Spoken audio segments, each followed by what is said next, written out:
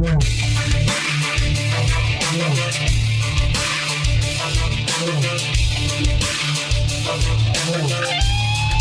தமிழொலி நேயர்களுக்கு வணக்கம்.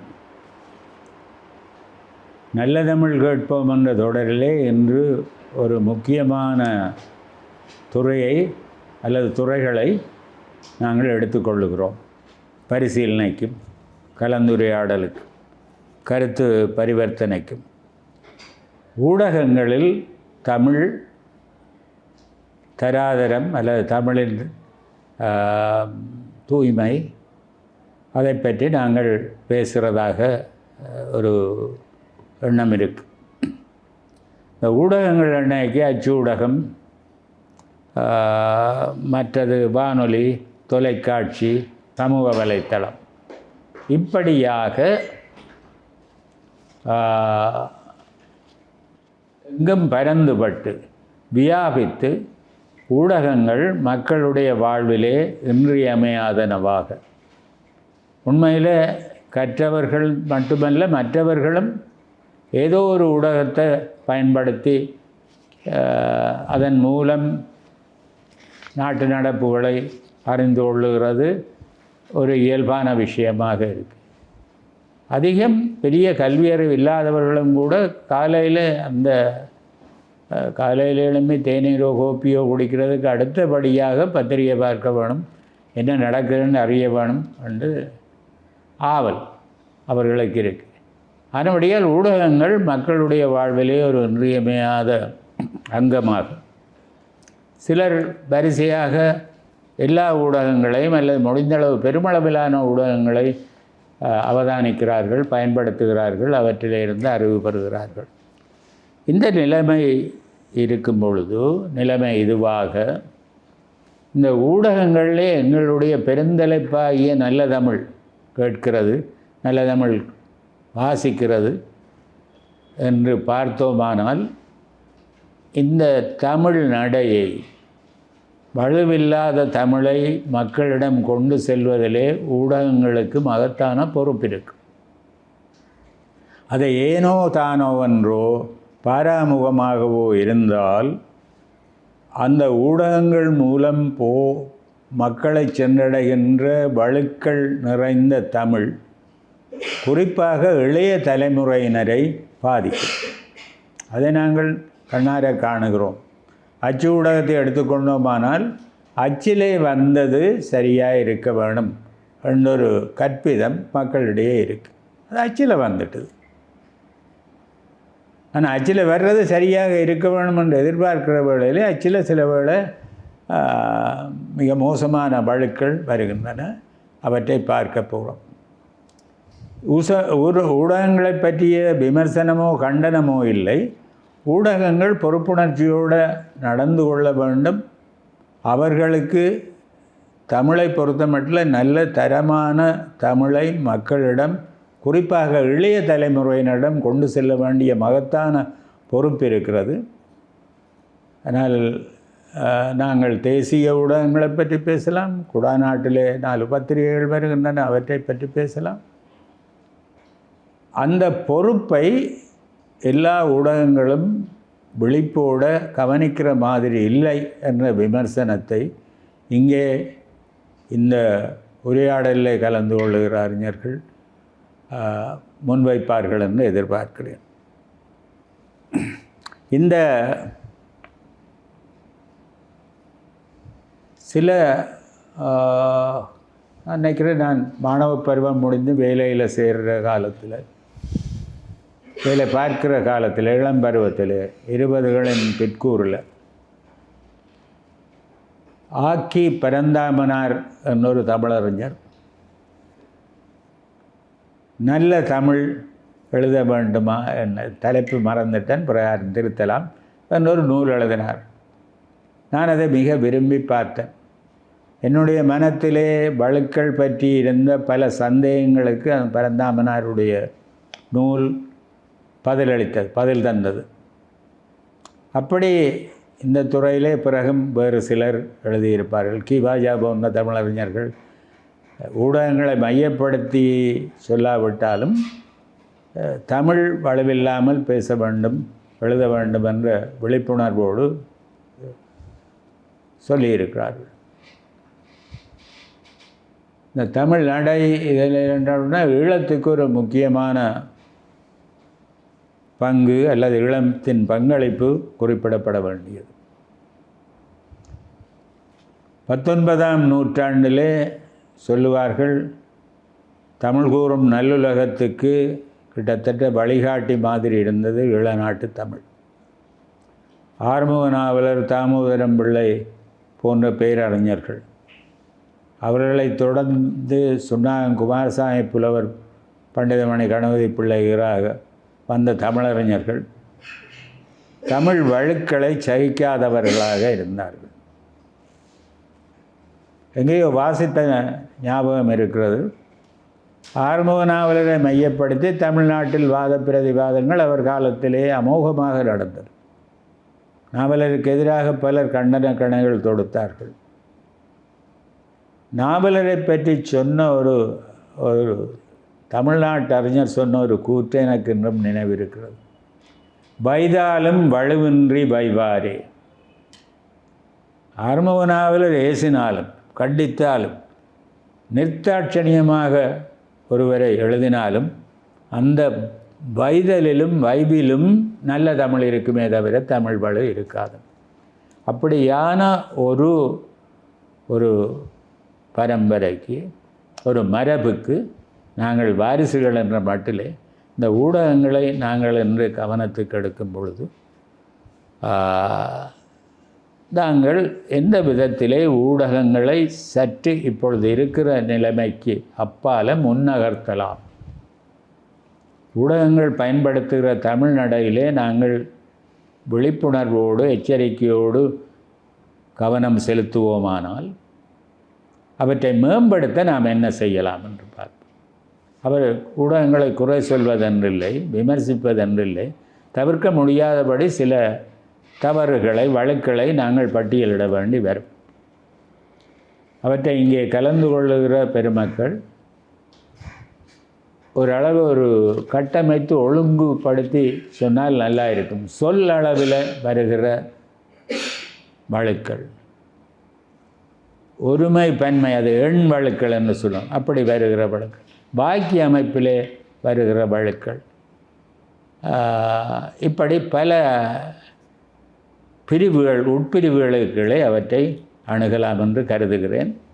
இது ஒரு இறுகிய கட்டுப்பாடுள்ள ஒரு சட்டகம் இல்லை.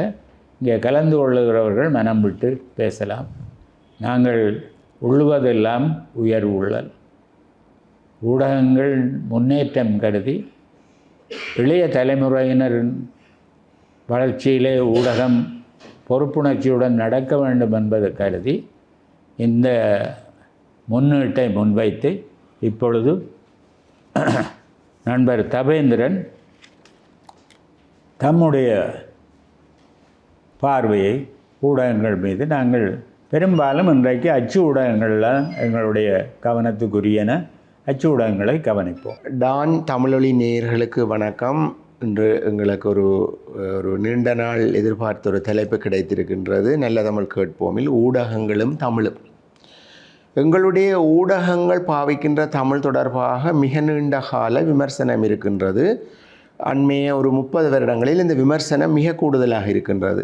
ஏனென்றால் தமிழை இலக்கண சுத்தமாக கற்றுத்தேர்ந்த ஒரு தலைமுறை ஊடகங்களில் இருந்தது விடைபெற்று போய் ஒரு பயிலுனர் நிலையில் ஒரு ஊடகங்கள் தங்களுடைய பணப்பையை நிரப்புவதற்காகவும் செலவை சுருக்குவதற்காகவும் உருவாக்கப்பட்ட ஆளணியினரால் இந்த தமிழ் மரபு, ஊடகங்களில் பாவிக்கப்படுகின்ற தமிழ் ஒரு வறுமை நிலையை அடைந்துள்ளது என்ற குற்றச்சாட்டு இருக்கின்றது. அந்த குற்றச்சாட்டுவர்களை நானும் ஒருவன். இங்கு பார்ப்போமானால் இந்த வறட்சி என்ற சொல் கூட சரியாக தெரியாத ஒரு மரபொன்று வந்துவிட்டது, அதொன்று. மற்றது பன்மையில் தொடங்குகின்ற சொற்கள் பன்மை சொற்களில் முடிய வேண்டும் என்ற பஸ்கள் வந்தன என்றுதான் சொல்லலாம். அதுபோல பல விடயங்கள் இருக்கின்றது. இந்த ஊடகங்களில் இந்த சொல்மரபு, எழுத்து பிழைகள், கருத்து பிழைகள் வாரதுக்கு பிரதான காரணம் இந்த ஒப்பு நோக்குனர் என்ற ஒரு ப்ரூஃப் ரீடர், என்றொரு பதவி முன்னாளில் பத்திரிகைகளில் முதன்மைப்படுத்தப்பட்டதாக இருந்தது. ஒரு அதற்கென்று சொல்லி தனியாக ஒருவர் இருப்பார். சில பெரிய பத்திரிகை ஸ்தாபனங்களில் 2-3 பக்கங்கள் பார்ப்பதற்கு ஒருவர் இருப்பார். அவர் அந்த எழுத்துக்கள் எங்கெங்கு பிழைகின்றன, எழுத்து பிழை இருக்கின்றது, கருத்து பிழை இருக்கின்றது, வசன அமைப்பு பிழை இருக்கின்றது என்றவற்றையெல்லாம் அக்குவர் அணிவராக கண்டுபிடித்து திருத்துவர். அப்பொழுது அந்த எழுத்து பிழை கருத்து பிழை இல்லாமல் செய்திகள் வெளிவந்தன. இப்பொழுது பார்த்தீர்கள் என்றால் தெரியும், கடந்து போன பண்டிகை தைப்பொங்கல். தைப்பொங்கல் என்று வடமாகாண ஆளுநர் வாழ்த்துகிறார் என்று சஜித் பிரேமதாசாவினுடைய படம் போட்டு ஒரு பத்திரிகையில் அந்த வாழ்த்து செய்தி வந்திருந்தது. அப்பொழுது அந்த பத்திரிகையின் செய்தி ஆசிரியரை நான் கேட்டேன், என்னடாப்பா இப்படி செய்திட்டீர்கள்? அது இரவு வேலை செய்கிறவங்களுக்கு லோட் கூட படத்தை மாறி போட்டுட்டாங்க. அப்போ நான் சொன்னேன், ஒரு சஜித் பிரேமதாசா யார், எங்கட வடமாகாண ஆளுநர் யார் என்ற ஒரு சாதாரண பொது அறிவில்லாத ஆக்களைத்தானே வைத்திருக்கின்றீர்கள் என்று.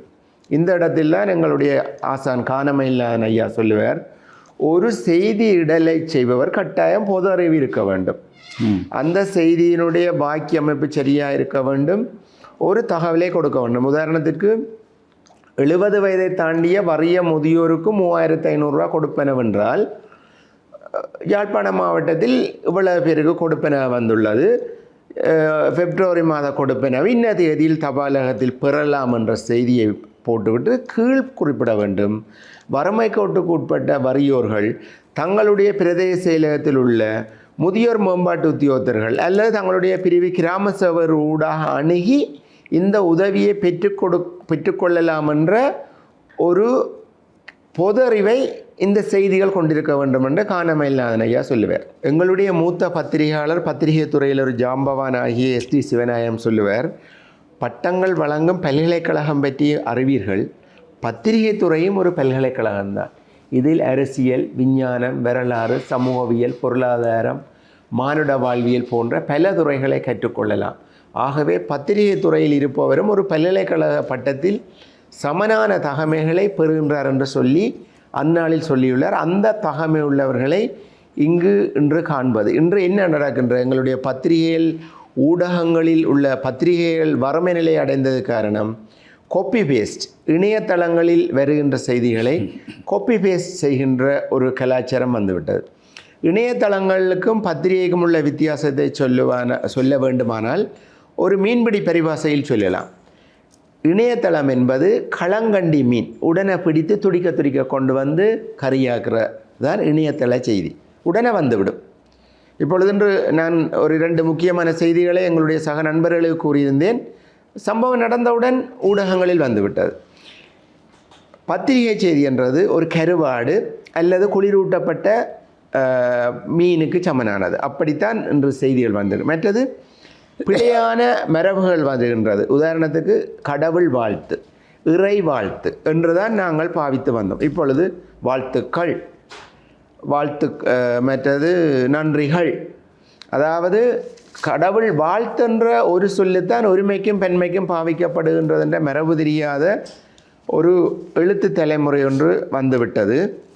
அடுத்ததாக செய்திகளில் பார்ப்போமானால் இன்னொரு மாபெரும் பிழை இருக்கின்றது. ஒரு செய்தி வரும், பிரதேச செயலகத்தில் 300 பயனாளிகள் தெரிவென்று. கீழே செய்தியை வாசித்து கொண்ட பொழுது 300 பயனாளிகள் பிரதேச சபையில் தெரிவு செய்யப்பட்டனர் என்று வரும். அப்போ அந்த பிரதேச சபை என்ற என்ன, பிரதேச செயலகம் என்றால் என்ன என்று தெரியாத ஒரு செய்தி வருகின்றது. அதைவிட நான் ஒரு பொறுப்பு வாய்ந்த அரசாங்க உத்தியோகம் என்ற வகையில் இன்னும் ஒன்றை சொல்லுவார்கள், அரசாங்க நிதி திரும்பி போய்விட்டது. அந்த செய்திகளில் உண்மைத்தன்மையை மறைத்து மக்களுக்கு பொய்மை ஊட்டுகின்றார்கள்.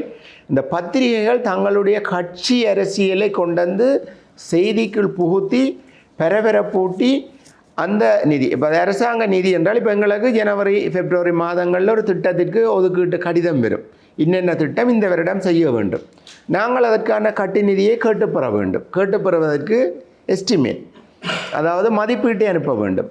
அந்த மதிப்பீட்டை அனுப்பி அந்த பணத்தை பெற்று கட்டமாக செலவழித்து டிசம்பருக்குள் முடிக்கலாம். சில வேளைகளில் ஒரு அரசியல் நோக்கத்துடன் இந்த பணத்தை கடைசி அக்டோபர் நவம்பர் மாதங்களில் விடுவிப்பார்கள். அந்த கட்டத்தில் செய்ய முடியாது. அப்போ இது போன்ற ஒரு மக்களை பிழையாக வழிநடத்துகின்ற அரசியல் நிகழ்ச்சி நிரல் கூட ஊடகங்களின் மரபு தவறிய செயல்தான். அடுத்ததாக இந்த செய்தியிடலில் இன்னும் ஒரு விடயத்தை பார்த்தால் 30 வருட யுத்தத்தில் பழக்கப்பட்டு வந்து யுத்த செய்திகளை முதன்மைப்படுத்தி சாகசமூட்டிய செய்தி மரபு வந்து யுத்தத்தின் முடிவின் பின்னர் அடிபட்டு போய்விட்டது. அப்பொழுது என்ன, கொல்லப்பட்ட ஆயுதங்கள், அள்ளப்பட்ட இவைகள் அவைகள் என்று சொல்லி ஒரு யுத்த மரபு செய்தியில் இருந்த பத்திரிகைகளுக்கு இப்பொழுது யுத்த மரபை சொல்ல முடியாதனால் சின்ன சின்ன செய்திகளை கூட மிகைப்படுத்தி சொல்கின்றார்கள். சில வேளைகளில் பார்த்தால் இறப்புகளும் விபத்துக்களும் தான் முன்பக்கம் நிறைந்திருக்கும். அந்த செய்தியிடலில் ஏற்பட்ட வறுமை, செய்தியை செய்தியாக சொல்ல முடியாத தன்மை போன்றவற்றால் இந்த தமிழ் ஊடகங்களில் பத்திரிகை துறையின் வறுமை நிலை நாங்கள் அடைந்துள்ளோம். ஏனைய சக நண்பர்களுக்கும் வாய்ப்பு வழங்க வேண்டும் என்று கூறி இன்னொரு சுற்றில் சந்திப்போம். நன்றி தவேந்திரன். நீங்கள் எடுப்பிலேயே மிக முக்கியமான ஒரு எனக்கு நெருடல் விளைவிக்கின்ற ஒரு வலுவை சொல்லி இருக்கிறீர்கள். எங்களுடைய தமிழ் மரபிலே கடவுள் வாழ்த்து இருக்குது, தமிழ் வாழ்த்து இருக்குது, பாரதி பாடிய தமிழ் வாழ்த்து. இந்த சொற்கள் இருக்கத்தக்கதாக இப்போ கொஞ்ச காலமாக பிறந்த நாள் வாழ்த்துக்கள்,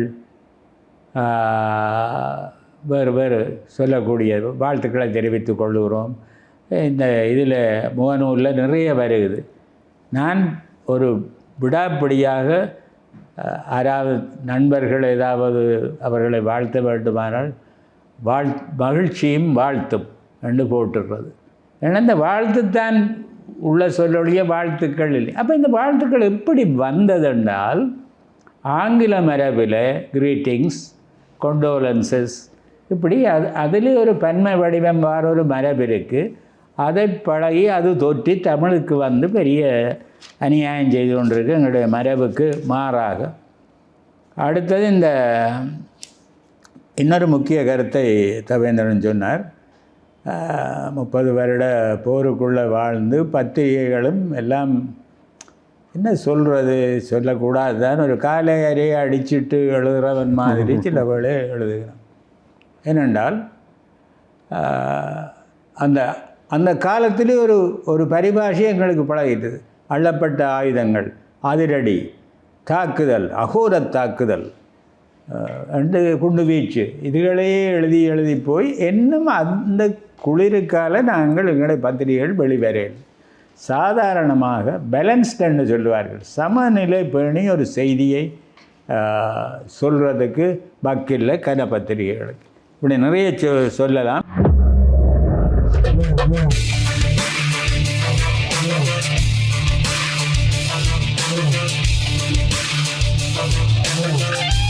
அடுத்து ரமேஷ் வந்திருக்கிறார். ரமேஷ் எங்களை விட இதில் கூடுதலாக நாட்டன் தரவுகளோடு வச்சிருக்கிறீர்கள். கட்டம் கட்டமாக பார்ப்போம். நாங்கள் அச்சு ஊடகங்கள் தான் எங்களுடைய இன்றைய கவன குவிப்பு. டான் டிவி நேயர்களுக்கு வணக்கம். உண்மையில் சோபா சார் ஒரு நல்ல ஒரு உரையாடலோடு தன்னுடைய தொடக்கத்தை தொடங்கியிருந்தார். சித்தப்பா ப்ரொஃபஸர் கனகரட்னம் அவர் எனக்கு முதல் படிக்க தந்த நூலும் அந்த நூல் தான். ஒரு தமிழை சரியாக கற்பதற்கு அந்த நூல் உதவிச்சுது. அதே போல் நன்னனுடைய நூல் வந்து ஊடகங்களில் என்னென்ன முரண்பாடுகள் ஏற்படுகிறதோ அந்த முரண்பாடுகளை எல்லாவற்றையும் நன்னன் சின்ன சின்ன நூல்களாக கொண்டு வந்தேன்.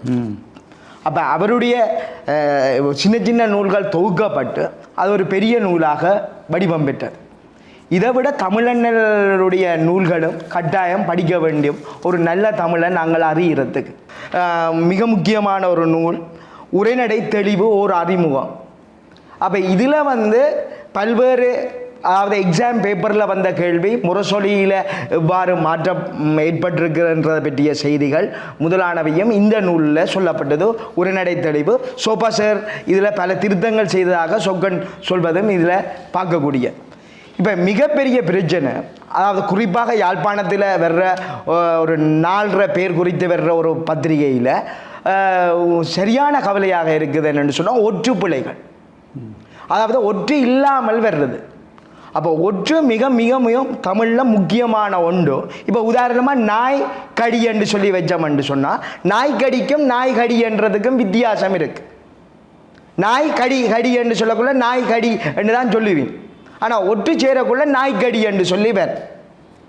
ஆனால் அதை இப்போ மருந்து கடை மருந்தும் கடையும் என்ற அது தொகை மொழியாக மருந்து கடை நிற்கும்.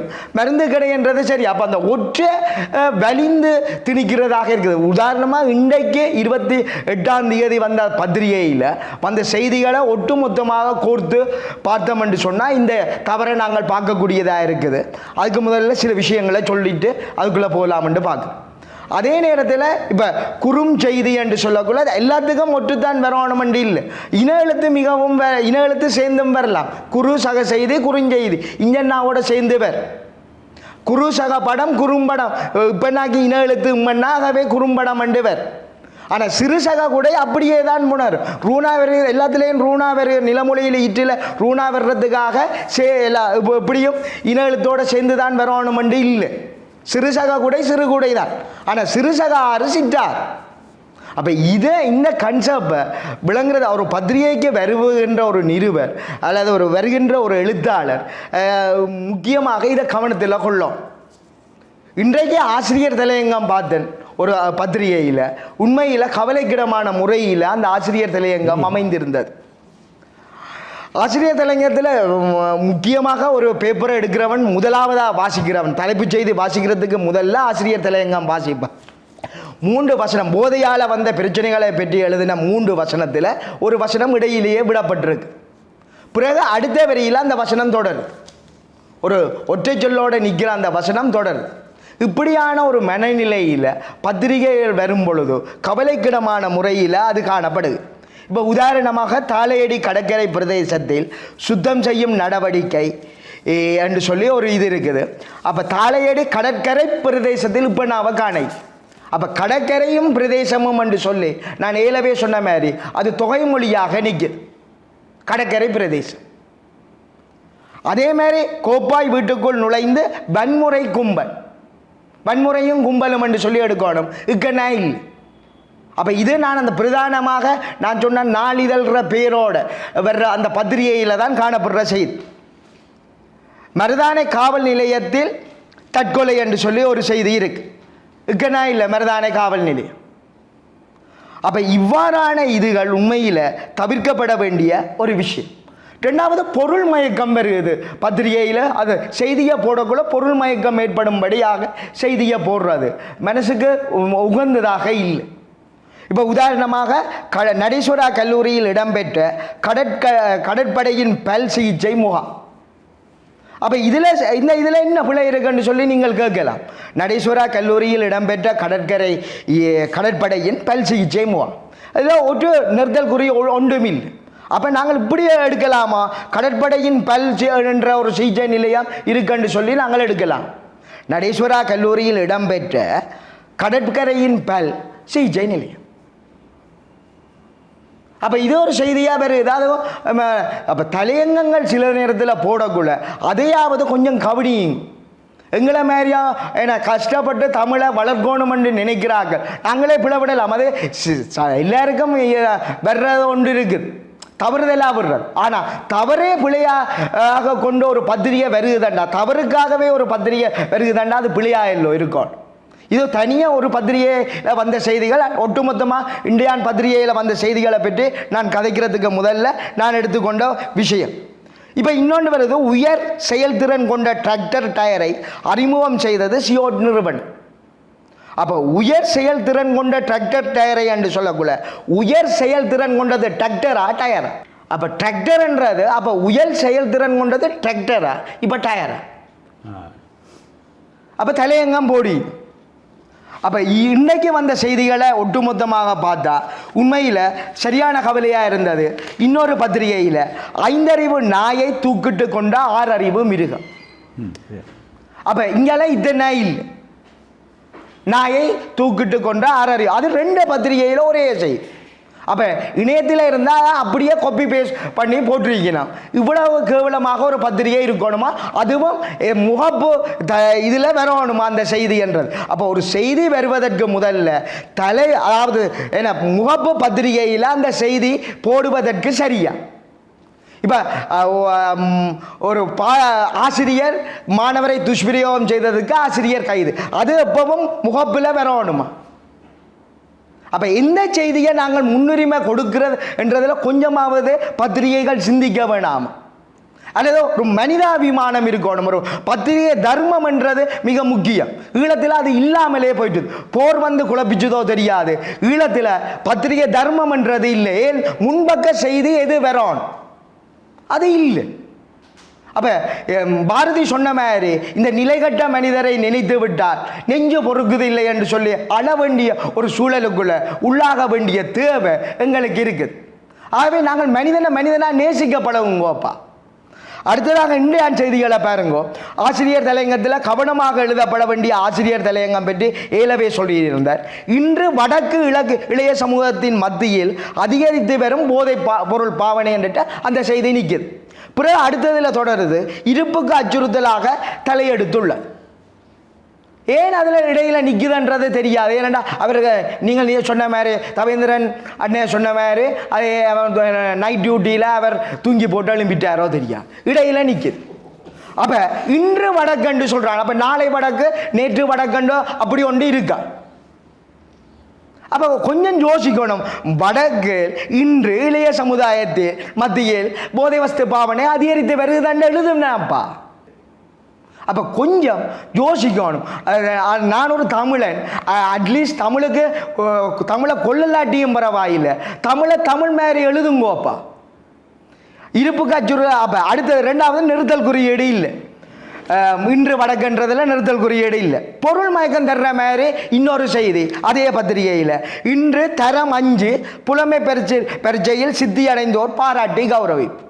5 இன்று 5 புலமை பரிசு என்று போடுறோம். அப்போ தரம் 5 எடுக்கிறதா அல்லது 5 புலமை பரிசு எடுக்கிறதா? எங்கே செய்யணும் எங்கே விடணும்ன்றது தெரியாமல், இதில் நிறுத்தல் குறியீடை வச்சிருக்கிறான் என்று தெரியாமல் ஒரு செய்தியை பிரசுரிக்கிறது உண்மையில் கவலையாக இருக்குது. அதே நேரத்தில் 2 கோடி தருவதாக கோரியும் இக்கனாவை காணையில் 2 கோடி தருவதாக கோரியும் தனது வீட்டை விற்க மறுப்பு. ஒருக்க சொல்லி பாருங்க, ஒரு எழுத்தை எழுதி போட்டு ஒரு சொல்ல எழுதி போட்டு வாக்கியத்தை எழுதி போட்டு சொல்லி பாருங்க. ஆனால் அதை சொல்லி பார்க்குறீங்கள் இல்லை. இன்றைக்கு இன்னொரு பத்திரிகையில் எனக்கு சரியான சிரிப்பாக இருந்தது. உண்மையில் அது என்ன ஒரு இந்து சமயத்தோட தொடர்புடைய ஒரு பத்திரிகை. அப்போ அவர் போட்டிருந்தார், வடக்கில் இன்று முதல் மழைக்கு வாய்ப்பு என்று சொல்லி போட்டிருந்தார்.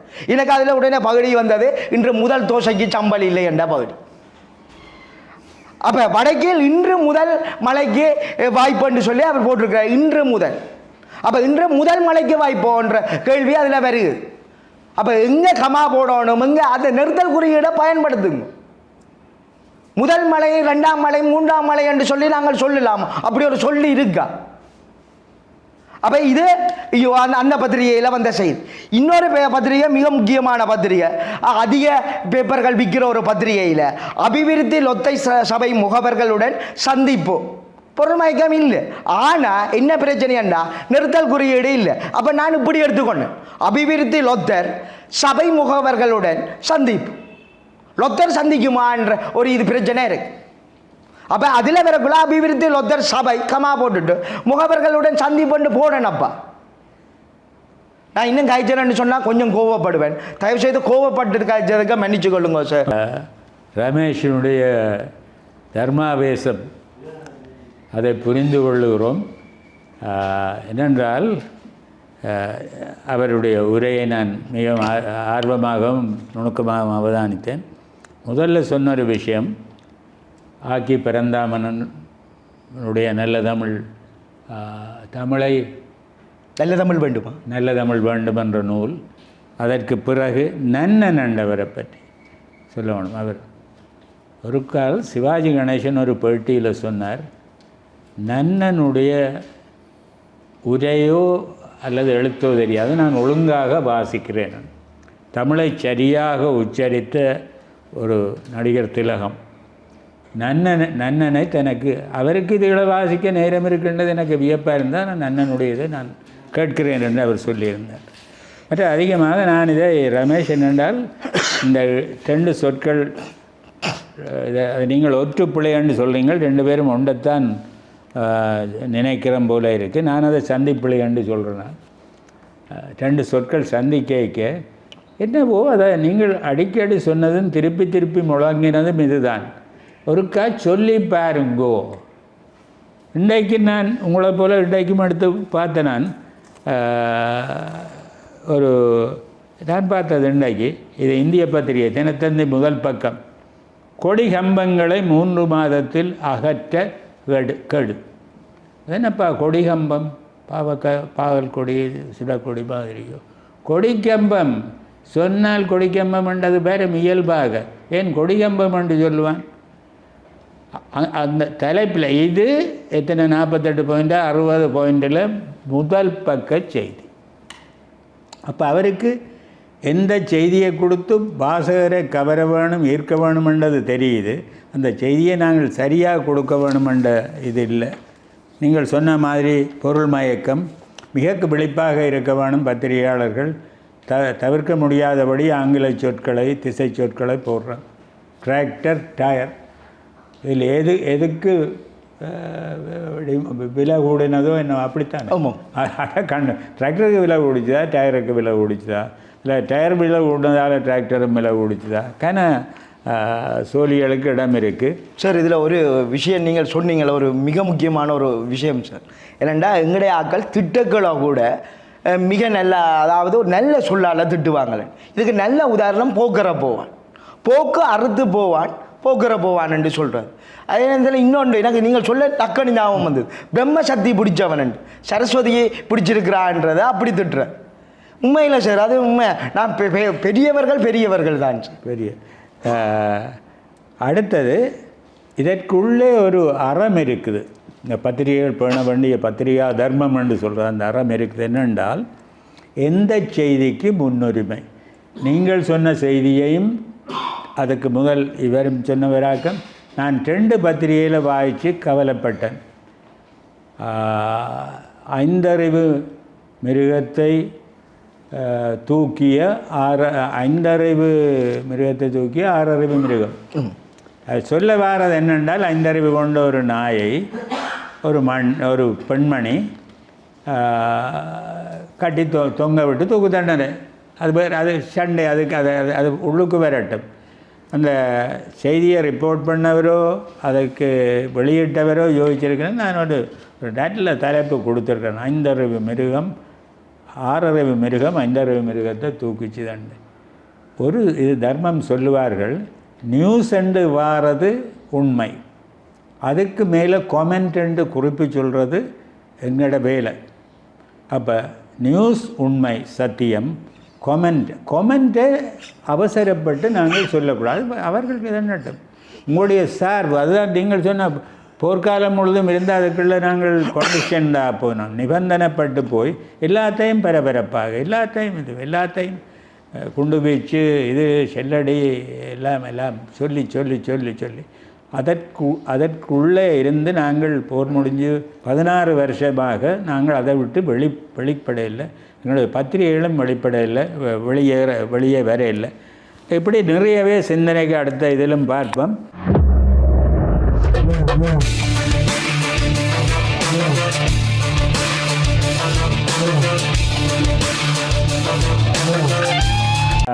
அடுத்தது நாங்கள் இப்போ குணேஸ்வரனுடைய கருத்தை கேட்போம். அவர் தம்முடைய பார்வையை இந்த பத்திரிகை உலகத்தின் மீது திருப்புவார். டான் தமிழொலி நேயர்களுக்கு வணக்கம். நாங்கள் இன்று பொதுமக்கள் சார்ந்த அல்லது கொஞ்சம் கவனத்தை கோரக்கூடிய வகையிலே பத்திரிகைகள் தொடர்பான ஒரு உரையாடலிலே நாங்கள் கலந்து கொண்டிருக்கின்றோம். இங்கே எனக்கு முன்னர் பேசிய தவேந்திரன் அண்ணாவாக இருக்கலாம், அல்லது நண்பர் ரமேஷாக இருக்கலாம், எங்களுடைய தலைவர் சோபாஸ்வராக இருக்கலாம். குறிப்பாக பத்திரிகா தர்மத்தை கடைப்பிடிக்க வேண்டும் என்பதை இங்கே அழுத்தம் திருத்தமாக சொல்லியிருக்கிறார்கள். உண்மையில் எங்களுடைய ஆரம்பத்திலே எங்களுடைய ஈழத்து இலக்கிய சூழலே இவ்வளவோ நூற்றுக்கணக்கான பத்திரிகைகள்லாம் வந்திருக்கின்றன. மிக அற்புதமான வேலைகளெல்லாம் அவர்களெல்லாம் செய்திருக்கிறார்கள். இன்றும் கூட நாங்கள் அந்த பத்திரிகைகளுடைய ஆவண சேகரிப்பிலே போய் தேடி எடுத்து அதை பிள்ளைகள் எல்லாம் படிப்பதற்கும் ஆய்வு செய்வதற்கும் இந்த சமூகத்தினுடைய அந்த நகர்வை வந்து கணிப்பதற்கும் எல்லாம் தேடி படிக்கிறார்கள். உண்மையிலே 1841 வந்த உதயதாரகை, அதே காலத்திலே வந்த உதயாதித்தன், 1889 வந்த இந்து சாதனம், 1930 வந்த ஈழகேசரி எல்லாம் மிகப்பெரிய சாதனைகளை நிகழ்த்திய பத்திரிகைகள், ஆரம்பகால பத்திரிகை. அதுக்கு பின்னர் கூட ரொம்ப இருக்கின்றன. அப்போ இவையெல்லாம் என்ன செய்யணும்னு சொன்னால், ஒட்டுமொத்தமாக வந்து எல்லா பக்கத்தையும் வந்து அப்படியே நகர்த்தி ஒரு ஒரு ஒரு ஒரு இலக்கை நோக்கி கொண்டு சென்ற பத்திரிகைகள். அது கல்வி சார்ந்த விடயமாக இருக்கலாம், இலக்கியம் சார்ந்ததாக இருக்கலாம், சமூகம் சார்ந்த செய்திகளாக இருக்கலாம், சமூகத்தின் வளர்ச்சிக்கான ஆக்க ரீதியான பங்களிப்பாக இருக்கலாம். எல்லாமே வந்து மிக சிறப்பாகத்தான். மொழி சார்ந்து கூட இன்றைக்கு நாங்கள் உதாரணம் எடுத்து காட்டக்கூடிய வகையில் அந்த பத்திரிகைகளில் வந்த கட்டுரைகளாக இருக்கலாம், செய்திகளுக்கு ஒரு தலைப்பிடுதலாக இருக்கலாம், எல்லாத்தையும் நாங்கள் அங்கிருந்து தான் எடுக்கிறோம்.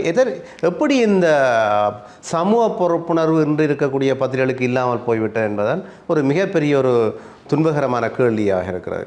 எங்களுடைய ஒரு கவிஞன், அற்புதமான கவிஞன் பாரதிதாசன். பாரதிதாசனை போல வேறு யாராவது பத்திரிகையை பற்றி இவ்வளவு அற்புதமாக எழுதியிருப்பார்கள் என்று தெரியாது. அதில் அந்த பத்திரிகை பெண்ணி என்று தான் அவர் அங்கே உருவகிப்பார். பத்திரிகை ஒரு பெண்ணாக உருவகித்து அதன் முதல் செய்யுளை எப்படித்தான் தொடங்கும். காரிருள் அகத்தில் நல்ல கதிரொளி நீதான் இந்த பாரிடை துயில்வோர் கண்ணில் பாய்ந்திடும் எழுச்சி நீதான். இங்கே இருக்கக்கூடிய மக்களை வந்து உற்சாகமூட்டி அவர்களை அறிவு மிக்கவர்களாக கொண்டு போகக்கூடிய பத்திரிகை நீதான்.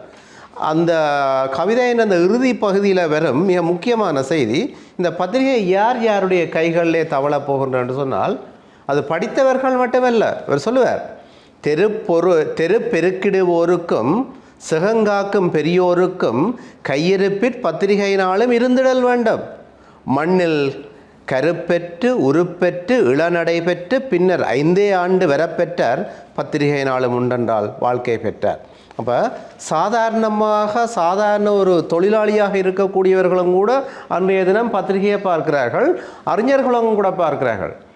அவன் செய்தியை எப்படி சேகரித்தான் என்றால் அதை மிக அற்புதமாக சொல்வார். எப்படி என்று சொன்னால், கடும் புதர் விலக்கி சென்று கலாப்பழம் சேர்ப்பார் போல.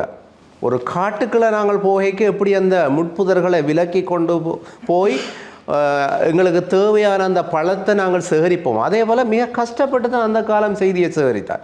இங்கே முன்னர் குறிப்பிட்ட சொன்னார், இணையத்திலேருந்து அப்படியே தூக்கி அப்படியே அது ஒரு பிரதி செய்கின்ற ஒரு வேலை இன்றைக்கு நடக்குது. அப்போ இதெல்லாம் வந்து என்னென்னா, இவ்வளோ அந்த சில பிள்ளைகள்கிட்ட இந்த தன்மை இருக்குது, படிக்காமல் பாஸ் பண்ண வேணும். இன்னும் சிலர்கிட்ட இருக்குது, கஷ்டப்படாமல் ரொம்ப சம்பாதிக்கணும். இதுதான் இன்றைக்கு இருக்கக்கூடிய நிலைமையாக இருக்குது. ஏன்னா கஷ்டப்படாமல் நிரம்ப சம்பாதிக்க வேணும், அதுக்கண்டா குறுக்கு வழி வேலான்னு பார்க்கணும். அதை நடந்து கொண்டு இருக்குது குறுக்கு வழியில் அதை அப்போ இப்படியெல்லாம் பத்திரிகை யோசிக்க வேண்டிய அவசியம் இல்லையே. அது பத்திரிகைக்கு மிகப்பெரிய பொறுப்பு இருக்குன்னா சமூகத்தை வழிநடத்தக்கூடிய பொறுப்பு. அப்போ வழிநடத்த செய்திகளை சரியாக கொடுக்க வேணும். அந்த செய்திகள் வந்து மக்களை வந்து ஒரு திகைப்பூட்டுறது மாதிரியோ அல்லாவிட்டில் அவர்களை வந்து அச்சப்பட வைப்பது மாதிரியோ. ஏன்னா இன்றைக்கு போர் சூழல் இல்லை, இன்றைக்கு ஒரு நாங்கள் போரை கடந்து நாங்கள் வந்திருக்கோம். ஆகவே இந்த மக்களை வந்து தொடர்ச்சியாக ஒரு போர் சூழல் போல திகைப்படைய வைக்கவோ அச்சப்பட வைக்கவோ இல்லாட்டி அவர்களை வந்து சித்தம் குழம்ப வைக்க வேண்டிய தேவை இன்றைக்கு இல்லை. அப்போ ஏற்கனவே இங்கே நண்பர்கள் குறிப்பிட்டது தான். அப்போ பாருங்கள், இந்த ஒரு பொறுப்பில்லாத தன்மை எப்படி இந்த பத்திரிகைகளை வருதுன்னா, அது திரும்ப நாங்கள் சொல்கிற மாதிரியே ஆட்டை கடித்த குற்றத்துக்காக நாய்க்கு மரண தண்டனை, அது செய்தி அது இருக்கட்டும் இப்படியே. ஆனால் ஆட்டை கடித்த நாய்க்கு மரண தண்டனை கொடுத்த செய்தியை நீங்கள் இங்கே முதன்மைப்படுத்தி போட வேணும் என்பதை விட சமூகத்தில் இன்னும் எவ்வளோ விஷயம் இருக்குது. நண்பர் ரமேஷ் குறிப்பிட்ட இன்றைக்கு ஒரு பத்திரிகையிலேயே இது 2 இடத்துல இருக்குது, அதை விட மற்ற பத்திரிகைகளையும் இருக்குது. அப்போ இன்றைக்கு இந்த மக்கள் எதிர்கொள்ளக்கூடிய எவ்வளோ அவலங்கள் இருக்குது, அதோட வெளியில் கொண்டு வாங்க, மக்களுடைய பிரச்சனைகளை வெளியில் கொண்டு வாங்க, மக்களுக்கு தேவையான விஷயங்களை வந்து அதை வெளியில் கொண்டு வாங்க, மற்றவர்களை வந்து கவனத்துக்கு உட்படுத்துங்க. அப்போ இதே இந்த நோக்கம் என்னென்னு சொன்னால் எல்லாமே பணத்தை சம்பாதிப்பது, அதாவது மிக இலகுவாக பரபரப்பூட்டி எங்களோட பத்திரிகையை மற்றவர்களை வாங்க வைத்து பணத்தை சம்பாதிப்பது. அதை விட ஒரு இன ரீதியான முரண்பாடுகளை இன்னமும் வளர்ப்பதற்காக இந்த செய்தி எனக்கே வாசிக்க ஒரு குழப்பம். அது இன்று ஒரு நாளிதழில் வந்த செய்தி, சிங்கள காதலியின் தாத்தா தாக்கியதில் தமிழ் காதலனின் தந்தை உயிரிழப்பு. ஒபநாயக்கா ஹனுவல தோட்டத்தில் சம்பவம். கொஞ்சம் நான் என்ன பிரச்சனை, இது யார் தாக்குனது? இவ்வளோ தூரத்துக்கெல்லாம் கஷ்டப்பட்டு செய்தி போட வேண்டிய அவசியம் இல்லை. தந்தை உயிரிழப்பு என்று போட்டுவிட்டால் போதும். இது பிரதான செய்தியாக இருக்கும். பிறகு நீங்கள் உப செய்தியாக பிறகு போடலாம். ஏதோ ஒரு காதல் பிரச்சனையில் இப்படி ஒரு சம்பவம் நடந்தாண்டு பாருங்கள் எப்படி இருக்குது. சிங்கள காதலியின் தாத்தா தாக்கியதில் தமிழ் காதலியின் தந்தை உயிரிழப்பு. அப்போ இதில் என்னத்தை இந்த செய்தியை பிரசுரிப்பவர் எதை எதிர்கொள்கிறார்? திரும்பவும் இவர்கள் முரண்பாட்டு இவர்கள் திரும்பவும் கத்தியும் பொல்லும் எடுத்து அடிவேட்டு மண்டு அப்படி நினைக்கிறார்கள். அடி இந்த செய்தியை குழப்புறதா?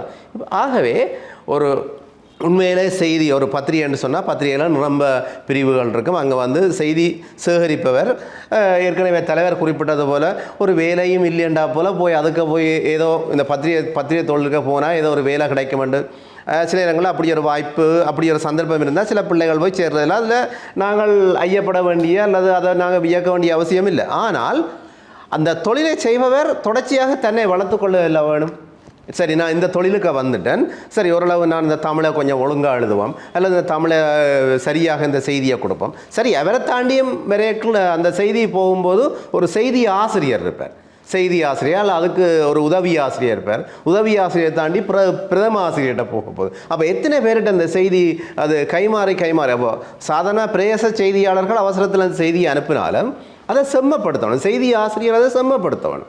அப்போ அதை செம்மப்படுத்தாமல் அதை கொடுக்காத அந்த அந்த சில நேரங்களில் அந்த ஒரு ஒரு ஒரு ஒரு பகுதிக்கு சிலர் இருப்பார்கள். சில எங்களில் பொருளாதார செய்தினா பொருளாதார செய்தி ஒருவர் பார்ப்பார், மற்றது உள்ளூர் செய்திகளை ஒருவர் பார்ப்பார், வெளியூர் செய்திகளை இன்னொருவர் இவ்வாறு. அப்போ எத்தனையோ பேரை கடந்து போகும்போது இந்த பிள்ளைகளை கொஞ்சமாவது நாங்கள் கவனிக்க வேண்டும் அல்லவா?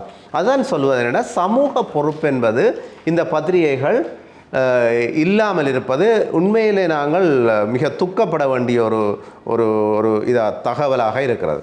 ஆகவே இந்த அடிப்படையான விஷயம் இதுதான். என்னென்னு சொன்னால், செய்தியை கொடுக்கின்ற ஒரு பத்திரிகை தாபனம் சமூக பொறுப்புள்ள ஒரு தாபனமாக இருக்க வேண்டும். அது மிக முக்கியம். இதைவிட இந்த செய்திகளுக்கூடாக செய்திகளை இருக்கக்கூடிய பிரதான தவறுகளை இங்கே நண்பர்கள் குறிப்பிட்டிருக்கிறார்கள். அது மிக முக்கியமானவை தான். எழுத்துப்பிழை, சொற்பிழை, சொற்றொடர் பிழை, வாக்கிய பிழை, இவ்வாறு நாங்கள் பிழை என்று சொல்லிக்கொண்டு போகலாம். ஆனால் அந்த பிழையை தவிர்க்க வேண்டும் என்பதுதான் மிக முக்கியமாக இருக்குது. மற்றது மிக முக்கியமான ஒன்று சொன்னால் ஒரு விழிப்புணர்வை ஏற்படுத்தக்கூடியதாக இருக்க வேண்டும். சில எங்களை 2ஆம் 3ஆம் பக்கங்களில் இருக்கக்கூடிய செய்திகளாக இருக்கலாம் அல்ல கட்டுரைகளாக இருக்கலாம். அது ஒரு வகையில் சமூகத்துக்கு ஒரு விழிப்புணர்வை ஊட்டக்கூடியதாக, அல்லாவிட்டால் ஒரு சமூகத்தில் ஒரு நல்ல காரியங்களுக்காக அவர்களை எழுச்சி கொள்ள வைப்பதாக இருக்க வேண்டும். நான் இப்போ என்னுடைய பாடசாலை முடிந்து இன்னொரு ஒரு ஒரு ஒரு நூலகத்தில் பத்திரிகையை அப்பொழுது வாசித்து கொண்டு இன்னொரு பாடசாலை நண்பர் சொன்னார், சார் இன்றைக்கு பேப்பரை பார்த்தா நீங்கள் பயந்துடுவீங்கன்னு சொல்லி. ஏன் சார்ன்னு சொல்ல, இங்கே இந்த பேப்பர் எடுத்து பாருங்கன்னு சொல்லி ஒரு குடாநாட்டு பேப்பரை தூக்கி வச்சிருந்தார். அதில் நினைக்கிறேன் அந்த முகப்பு பக்கத்தில் இது இப்போ ஒரு 2 கிழமைக்கு முன்னே நடந்தது. அவ்வளவுமே ஆக 1 அல்லது 2 நான் நினைக்கிறேன் அந்த முன்பக்கத்தில் கிட்டத்தட்ட ஒரு 15 அல்லது 15 தலைப்பு உள்ளடக்கக்கூடியதாக செய்திகள் வரும். அதில் நான் எண்ணி பார்த்தேன், 1 2 3 எண்ணி பார்த்தால் ஒரு 3 அல்லது 4 தான் ஒரு சாதாரண செய்தியாக இருக்குது. மிச்சம் எல்லாம் எங்கே செத்தது, எங்கே வல்லுறவு நடந்தது, எங்கே கொலை நடந்தது, எங்கே தூங்குனது எல்லாமே மண்டியை உரைக்க. ஏன் இவ்வளவு கஷ்டப்பட்டு அது நாள்பட்ட செய்திகளை கூட கொண்டு முன்னுக்கு போடுறது? அது ஒருத்தர் நோயில் இருந்து வந்துட்டாருன்னு சொன்னாலும் கூட அது மணமட்டா 2ஆம் 3ஆம் பக்கத்திலே போடலாம். நான் அன்றைக்கு இருந்து ஒரு சின்ன பையன் போல் இன்னும் உள்பக்கம் போய் எங்கே சாவு செய்தி இருக்குன்னு எண்ணி பார்த்தேன். அப்பொழுது யாரையோ சொன்னார்கள், அது இன்றைக்கு இந்த பத்திரிகைலாம் இப்படித்தான் வந்துட்டு எல்லாம் சாவு செய்திகள் போடுற பத்திரிகையாக வந்துட்டுது. அதை விட இவர்களுடைய மிக முக்கியமான நோக்கம் என்னென்னா, எப்படியோ தங்களுக்கு வருமானம் வந்தால் காணும், வேறு ஒன்றை பற்றியும் அங்கே சிந்தனை இல்லை. ஆகவே பத்திரிகைகள் இந்த தவறுகளை தயவு செய்து நீங்கள் நிவர்த்தி செய்வதற்கு ஏதாவது ஒரு நடவடிக்கை எடுக்க வேண்டும். இங்கே அண்ணன் குறிப்பிட்டது போல் எல்லா அச்சகங்களாக இருக்கிற எல்லா அச்சகங்களும் அந்த அதாவது ஒப்பு நோக்குனர், ப்ரூஃப் ரீடர் அப்படின்னு சொல்கிறது ஆங்கிலத்தில் ஒப்பு நோக்குனர் இருப்பார். அந்த காலத்துலலாம் ஒப்பு நோக்குனர். நான் எல்லாம் இந்த யாழ்ப்பாண பல்கலைக்கழகத்தில் 1ஆம் வருட மாணவனாக இருக்கின்ற போது இங்கெல்லாம் பெரிய அளவில் அச்சகங்கள் இருக்கையில் அப்போ நாங்கள் இங்கே ஒரு கிறிஸ்தவ நிறுவனத்துக்கு கீழே இருந்த ஒரு அச்சகத்தில் போய் நான் எங்களுடைய புத்தகங்களை அச்சடிக்க கொடுக்க அங்கே ஒரு நல்ல பழுத்த வயதான முதியவர் சென்ட் ஜோசப்ஸ் இருக்கலாம். அவர் இருந்தால் அந்த இதை ஒப்பு நோக்குனராக அங்கே அவருக்கு ஒரு தனியொரு கதிரை கொடுத்து ஒரு மேசையும் கொடுத்து அவரெல்லாம் அதை ஒப்பு நோக்கி கொண்டிருக்கிறார். இப்போ அண்மையிலும் கூட யாழ்ப்பாணத்தில் இருக்கக்கூடிய மிகப்பெரிய அச்சகங்கள் ஒரு அச்சகத்துக்கு நான் சென்றபோது அங்கும் கூட ஒரு பெரியவர் அந்த ஏற்கனவே அவர்கள் அச்சு பிரிண்ட் எடுத்த அந்த பகுதியோடு அந்த அந்த அசல் பிரதியை வச்சுக்கொண்டு அவர் ஒப்பு நோக்கி திருத்தி கொண்டே இருக்கிறார். இது மிக அரிதாக இருக்குது. ஆகவே அதிகமான பத்திரிகை ஸ்தாபனங்கள் இவற்றை கருத்தில் எடுத்தால் ஓரளவு இந்த சிறிய சிறிய பிழைகளை கூட நாங்கள் தவிர்த்துக் கொள்ளலாம். தொடர்ந்து நாங்கள் உரையாடுவோம்.